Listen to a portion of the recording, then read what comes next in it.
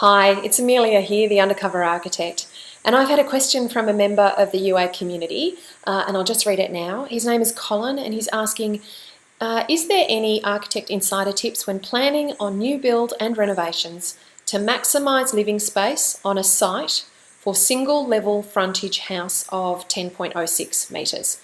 So Colin, what I'm taking from your question is that you have you're wanting to create a single level house. You've got a site frontage of 10 metres.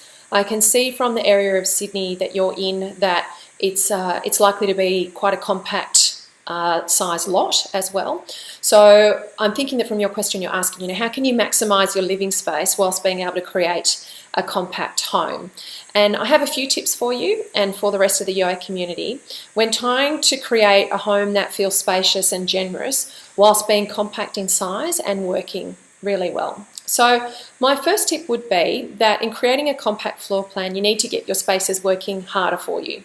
So you need to think about not having a room for every function, but getting one room to do a lot of jobs. So it might be that you can't have two living spaces, for example. You can't have the lounge room and the rumpus room or family room, but that you need to have one space that does both jobs, and it has the ability to have storage in it and to be able to be furnished in a way, potentially closed off or opened up, so that it can do a few jobs. You might not have a dedicated study, but you might have a study nook, or a space that you can shut the doors on, so you can tuck away a chair and have a desk, but that's not a dedicated room.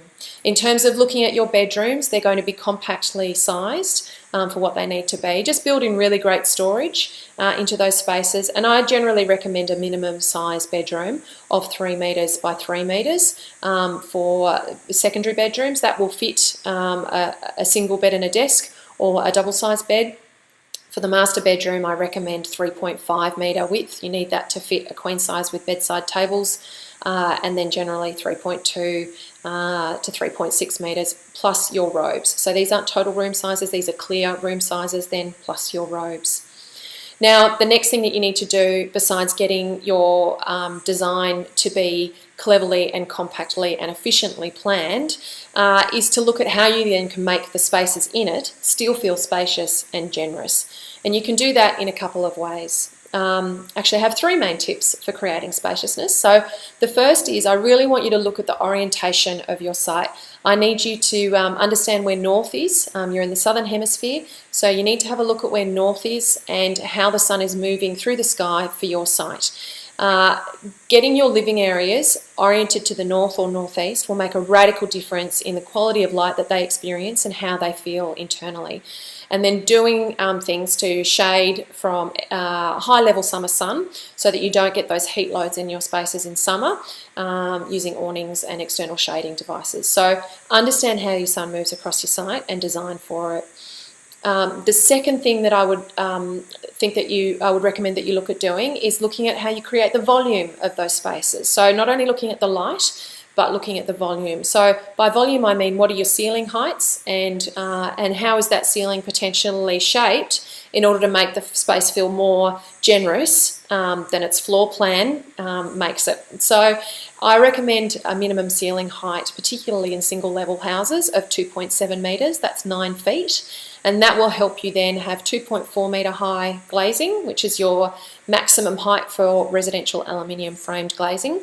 And that will help you get the most out of conventional domestic construction methodology and building materials to really then still get generosity and spaciousness in your floor plan. So 2.7 metre high ceiling, 2.4 metre high glazing. To me, on a single story house, they're kind of base minimums that you should be looking for.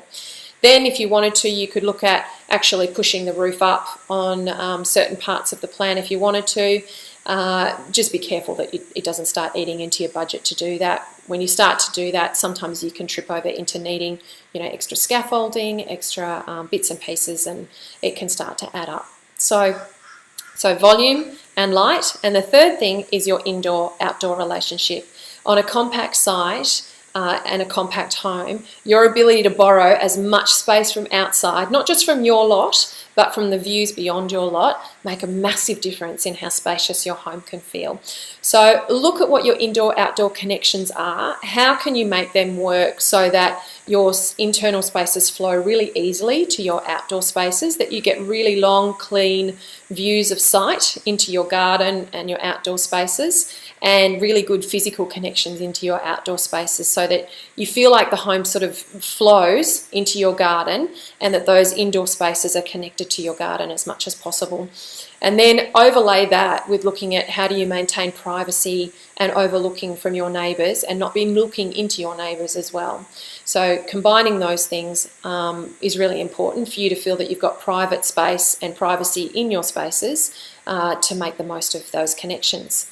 I would also think about what your views are past your neighbours, views of sky and views out to the street, so that you get that really great sense of spaciousness and openness by borrowing from what's outside of your home to bring it inside. So they're my tips for how you really maximise your living space. So you're going to have to get your rooms to do more than one job and make sure that they're really functional and flexible as spaces to be in, so they can still be compact in size but perform lots of different functions to get the most out of them. Then you want to have a look at your natural light and make sure that you're designing for the orientation of your site and making the most of the northern sunlight in your home. Then you want to look at the volume, make sure that you're maximising that as much as possible, but keeping it within the confines of residential construction so that you can manage your budget. And then you want to look at your indoor-outdoor connections to make sure that you're making the most of the relationship between your internal spaces and the outside, so that your internal spaces feel more spacious as a result.